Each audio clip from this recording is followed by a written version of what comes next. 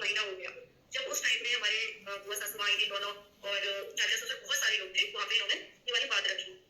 तो मैं उनसे क्या बोलूंगी कि अगर आपको ऐसा लग रहा है कि आपकी जान को खतरा है तो वो चीज मत करो। और 1 महीने से क्या कर रहे थे, जब आयुषो के पापा सारी चीजें करवा रहे थे, वो 3 दिन बाद उनको ये याद था कि डेथ सर्टिफिकेट लेके आना है, उनको ये याद नहीं था कि FIR करनी है।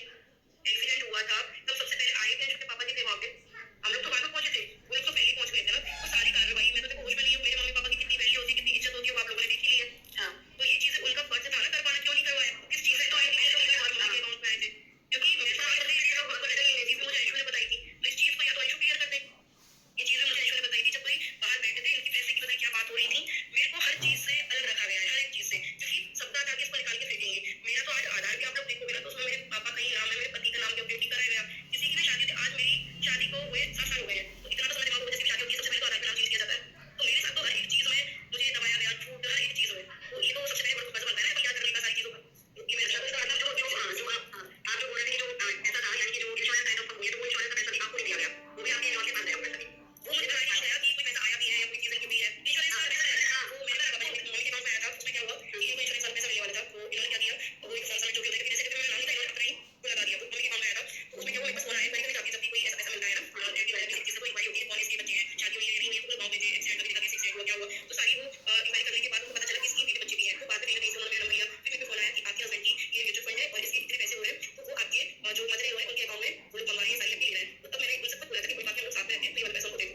तो उन्होंने मेरे को कोई चीज बताई नहीं, कुछ भी चीज नहीं बताते कि क्या कर रहे हैं क्या नहीं कर रहे हैं, कुछ भी चीज नहीं बताते कि क्या कर रहे हैं क्या नहीं कर रहे हैं, ऐसा है। एक सच में एक सवाल तो आपने पूछ लिया, तो मेरा सवाल नहीं था, और मैं आपसे सवाल कुछ पूछना चाहती हूँ, पहले ही मैं माफी मांग रही हूँ, ठीक है, क्योंकि मेरा सवाल नहीं है, मुझे आपसे कुछ भी नहीं पूछना। अगर मेरा 3 चैनल भी है, जो कि काफी बड़े-बड़े चैनल है, 3 चैनल है, ठीक है, तो आप ये तो फ्रेंड्स आपने देख लिया जो 2 सालों से बात चल रही थी राजवीर भाई का एक्सीडेंट कैसे हुआ, ये सब कुछ बहुत बड़े बड़े खुलासे हैं फ्रेंड्स। तो बहुत बड़ी कंट्रोवर्सी आने वाली है यहाँ पे। सपना बहुत कुछ एक्सपोज कर रही है कि उसके पति का एक्सीडेंट हुआ था, लेकिन उनके ससुर ने वहाँ पे उनकी मदद नहीं करी कि, और मैं भी 2 बच्चों की माँ, मैं कहाँ कैसे कुछ FIR कराने जाती, केस कराने जाती, जबकि मैं उस हालत में तभी नहीं थी, मैं बेहोश थी। तो ऐसे में मुझे दबाया गया और मेरी जान को भी खतरा हो सकता था। तो हो सकता है फ्रेंड्स, सच बात है, 2 बच्चे की माँ कितना लड़की, उसको इतना हिम्मत नहीं होता अपने बच्चे के बारे में सोचेगी ना, अगर मुझे कुछ हो गया तो मेरे 2 बच्चों का क्या होगा, 1 साल की बच्ची, एक 2 महीने की बच्ची। तो उसके में वो दब गई थी, उसको दबा दिया गया था, और वो इतनी हालत उसकी खराब थी, बेहोश हो रही थी, बार बार गिरी थी। ऐसे में 2-3 दिन में उनके ससुर ने ही बात को रफा दफा कर दिया।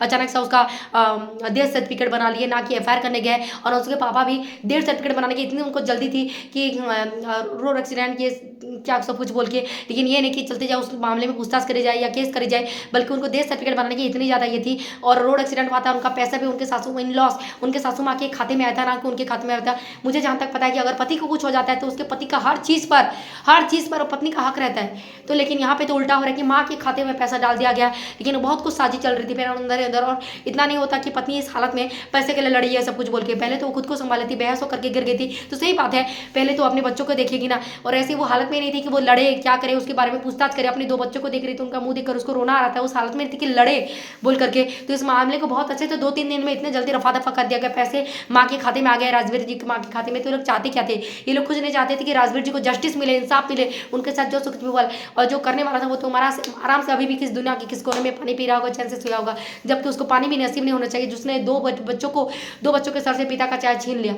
2 मासूम बच्चों को अनाथ कर लिया। आज बच्चों पापा का शब्द नहीं जानते कि पापा क्या होता है बोल के, हाथ पकड़ के चलने के समय में पापा का हाथ छीन लेगा। तो उनको जस्टिस मिलनी चाहिए थी, जहाँ राजवीर भाई को उनके खुद के माँ बाप ही नहीं चाहते, तो हम और आप कौन होते फ्रेंड्स, हम लोग ऑडियंस बस चीख चीख चिल्ला सकते हैं।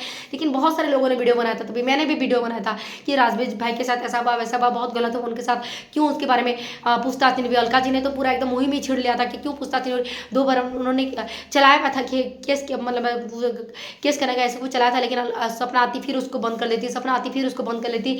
तो हाथरस पुलिस थाने में अलका ने बहुत सपोर्ट किया था उस टाइम में, बहुत मतलब सबसे ज़्यादा उन्होंने खुल के सपोर्ट किया था कि सपना चुप हो, मैं तुम्हारे साथ हूँ, एक बार आगे तो बढ़ो।